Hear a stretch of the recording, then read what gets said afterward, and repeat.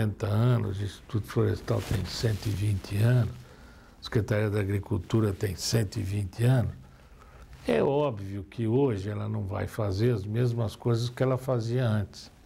Você tem que ter uma readequação do corpo funcional, mas você tem que ter principalmente uma redefinição das missões institucionais.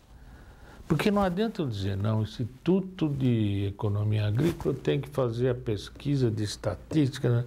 Pô, de repente, hoje você tem satélite. O satélite faz muito melhor do que você pegar um carro e sair andando pelo estado, entendeu? Quer dizer, então são coisas que precisam ser levadas em conta, mas que não são feitas, né?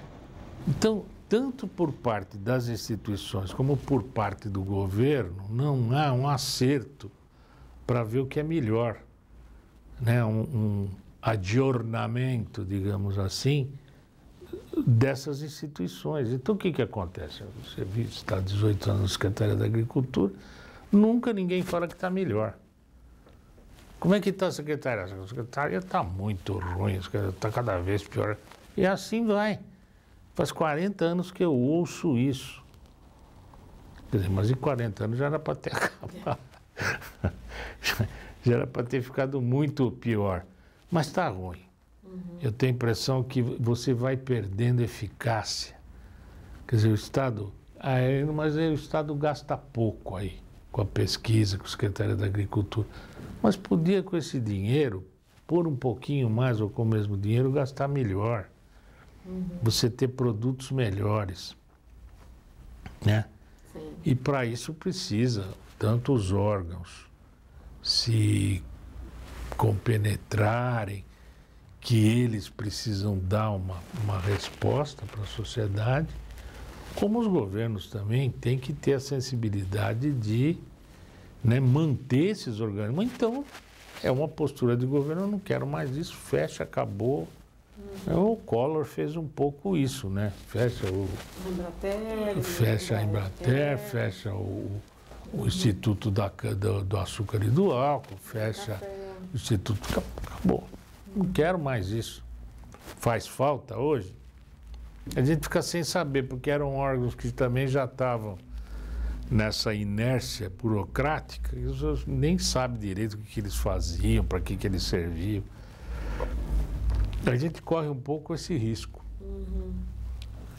E para a gente então finalizar, eu queria que o senhor falasse, né, o senhor que já, enfim, já escreveu sobre os 10 mitos da questão do eucalipto, de floresta plantada, que o senhor desse uma palavra, né, sobre isso, já que produtos florestais, a terceira cadeia, vamos dizer assim, em importância econômica dentro do estado de São Paulo, que a gente finalizar essa aula que o senhor deu para a gente, de tanta... que o senhor falasse, então, um pouquinho disso, a terceira cadeia em importância econômica no estado de São Paulo, né? Desmistificasse um pouco esse...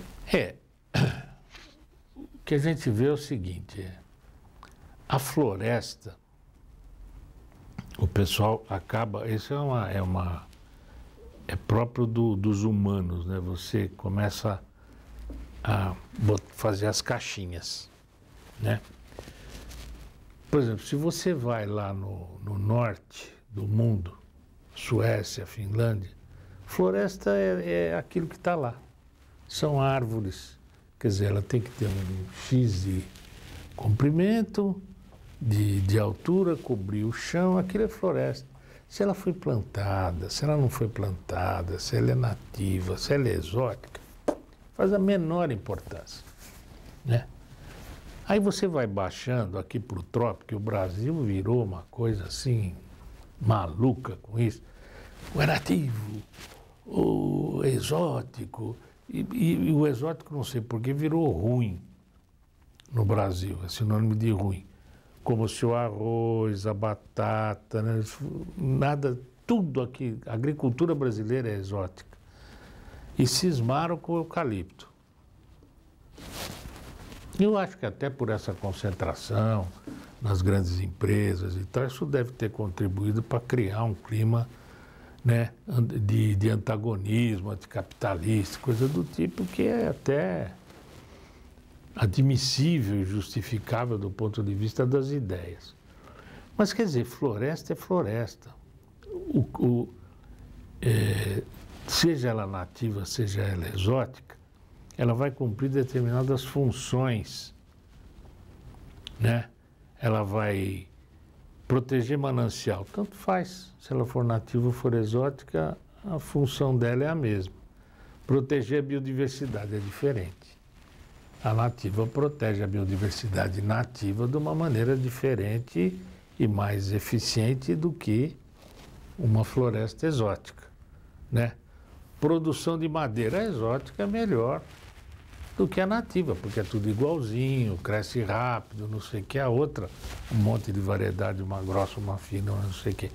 Então, para cada função que você imaginar para a floresta, ela vai ter um plantio, uma coisa diferente. Aqui no Brasil não sei por quê, então ficou nativa de um jeito, exótica do outro, a nativa é melhor do que a exótica. Não é. Ela é absolutamente igual do ponto de vista da função. Ela protege o solo, ela não deixa ter erosão, ela faz infiltrar, é igualzinho. O problema é o mesmo. Por que um é melhor do que a outra? Ah, não, porque eu quero biodiversidade. Tudo bem, você quer biodiversidade, para que você quer biodiversidade? Aí já começa para os meus netos ver, mas isso faz filme, ou faz parque, está preservado, né? Ah, não, eu quero proteger porque é uma área de pesquisa para amanhã eu vou retirar fármaco de lá, eu vou fazer perfumes, eu vou ter produtos alimentícios. Ah, bom, então tudo bem, é bom preservar mesmo, isso aqui é importante. Então, em função disso, é que eu escrevi até junto com outro agrônomo que trabalhou conosco na secretaria, né, o que são mitos que você vai criando em torno, basicamente em cima dessas coisas. Por exemplo, então, tem um dos mitos que é a produção de oxigênio. A floresta amazônica não produz de oxigênio. Porque como ela está em homeostase, que a gente chama, ou seja, ela já chegou no equilíbrio dela, tudo que ela produzir de oxigênio, ela puxa de novo, quando ela chega de noite, ela joga CO2. E fica essa troca, isso para o mundo não tem a menor relevância, né? Aliás, se você cortasse a floresta amazônica, você aumentaria a produção de oxigênio mas ninguém vai fazer isso. A outra é que o eucalipto seca. Seca. Qualquer floresta seca. Porque ela é muito grande, ela puxa muita água. Por falta de predador, fazer com que determinadas espécies se desenvolvam mais do que elas se desenvolveriam numa situação de equilíbrio ambiental. E, normalmente, essas espécies são predadoras e são predadoras do homem. São cobras, são répteis, são roedores, são carrapatos que infestam determinados animais, como a capivara, por exemplo, entendeu? E a capivara anda em tudo que é lugar, ela vai nas lavouras e tal, ela transmite aquela febre maculosa, né? O rato transmite uma série de doenças, a cobra também acaba atacando. Quer dizer, se você fizer com que seja obrigado a ter pequenas unidades de florestas nativas sem o devido cuidado, corredores que as integrem e tal, você está fazendo criadouros dessas espécies indesejáveis para o homem. Não sei se algum ambientalista acha bonito ter cobra, pachu e tal. Mas se não, Paulo de Farias, por exemplo, aqui no estado de São Paulo, é uma reserva, tem o maior número de cobras por área. É uma coisa maluca, ninguém consegue entrar na reserva de Paulo de Farias se não tiver precavido, entendeu?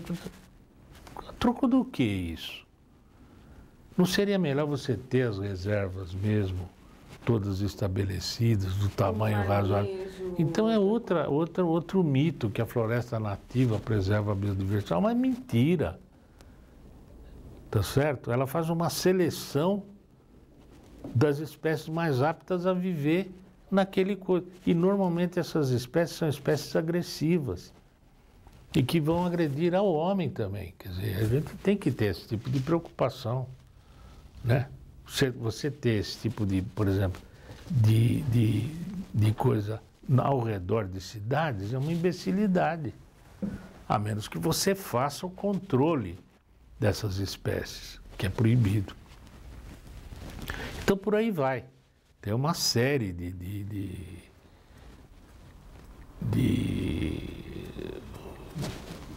derrubar a floresta aumenta o CO2. Mentira.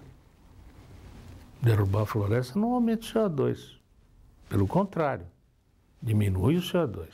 Queimar florestas aumenta o CO2. Então, se você fizer derrubar e não queimar, porque senão você não estaria derrubando eucalipto aqui para fazer papel, sabe? Pelo contrário, porque o que acontece? A hora que você corta a madeira, todo o CO2 que ela consumiu durante a vida dela está preso no tronco, nas folhas, na raiz, etc. Se você não queimar, aquilo continua preso. Ele virou papel, ele virou mesa, móvel. Agora, se você queimar, sim, aí você está liberando o CO2. E o que aconteceu? Você cortou, começa a brotar. O broto está puxando CO2. Então, o desmatamento em si, pelo contrário, ele não diminui, ele aumenta a absorção de CO2. Queimar, não. Então, isso é uma coisa que eu sempre, quando eu faço palestras que eu fazia, assim, você tem que diferenciar desmatamento de queimada. São duas coisas diferentes. Elas acabam acontecendo juntas ou concomitantes, acabam. Mas uma coisa não pode ser confundida com a outra, senão amanhã já o pessoal vai começar campanha para não derrubar o eucalipto, para fazer papel, entendeu? Está derrubando.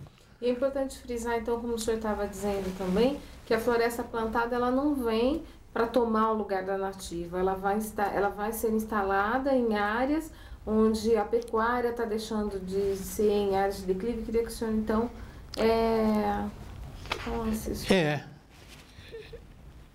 ela vai ser instalada em lugar, deveria ser também, eu não quero fazer uma defesa, você planta floresta onde você quiser, mas o ideal seria que elas fossem plantadas em lugares onde você não pode plantar coisas para produzir alimento, por exemplo, em terras para produzir alimento, porque se você fazer uma competição meia boba, né, quer dizer,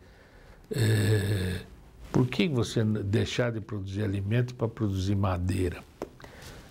Mas você faz isso com a cana para produzir álcool. É verdade, mas você produz açúcar, que é alimento, né? Mas o ideal seria que fosse plantada aonde você não consegue fazer um plantio para alimento ou mesmo para energia.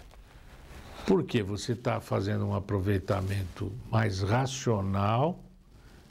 Agora, de jeito nenhum você cortar a floresta nativa, mesmo porque a própria floresta plantada pode servir daquilo que eu lhe falei. Ela servir como corredor.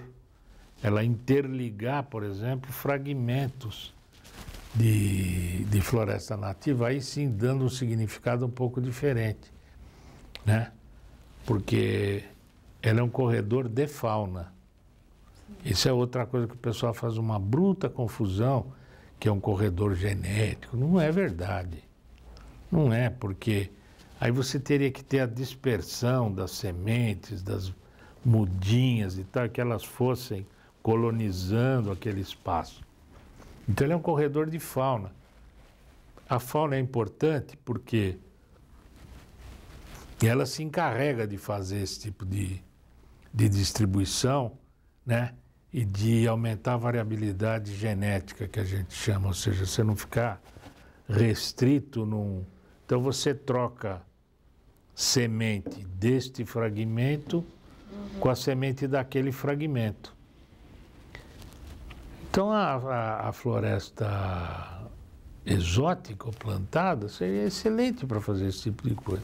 Não há nenhuma razão para ela não ser usada. E eu acho que agora, você derrubar a floresta nativa para plantar floresta plantada, já foi feito isso.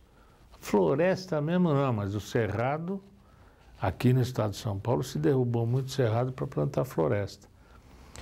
Mas o que a gente vê, São Paulo já foi, quer dizer, São Paulo, Paraná, Minas Gerais, não tem mais o que desmatar. O que tinha que desmatar foi desmatado, hoje se desmatar dá muito problema, então paralisou, ou seja, há inclusive uma recuperação. Por quê? Porque está se valorizando a questão de você ter a reserva natural, porque ela presta aqueles serviços que eu falei, né? Essa floresta você quer para quê? Sim. Se eu quero para isso, ela vai, estão pagando, para produção de água. É interessante você ter floresta para produção de água, né? Para perenizar os mananciais. É outra confusão que se faz, diz que a floresta, você plantar floresta, você vai aumentar a água. Não vai aumentar. Pelo contrário, você vai diminuir o fluxo de água, mas você vai perenizar o fluxo de água. Por isso é que o pessoal fala de proteger os mananciais. Porque se você desprotegê-los, ou seja, se você desmatar, o que vai acontecer? Num primeiro momento você vai ter muito mais água. Porque aquela água que a floresta infiltrada, ela deixa de infiltrar, aquilo vai correr. Mas só que ela vai exaurir as reservas. Então, a longo prazo, aquilo vai secar. A floresta, se você plantar numa condição dessa, num primeiro momento, ela reduz a produção de água. Produção de água visível, porque ela está aumentando a reserva. Aí depois ela estabiliza e pereniza a reserva. Deu para entender? Deu. Então eu queria que o senhor deixasse uma mensagem, então, para os leitores, para os produtores. Não desanimem. Apesar dos governos, nós vamos continuar produzindo, a agricultura de São Paulo é super dinâmica e a floresta é um bom aditivo, né, para a diversificação das propriedades rurais. Tá bom? Doutor Eduardo, muito obrigada pela Imagina. entrevista.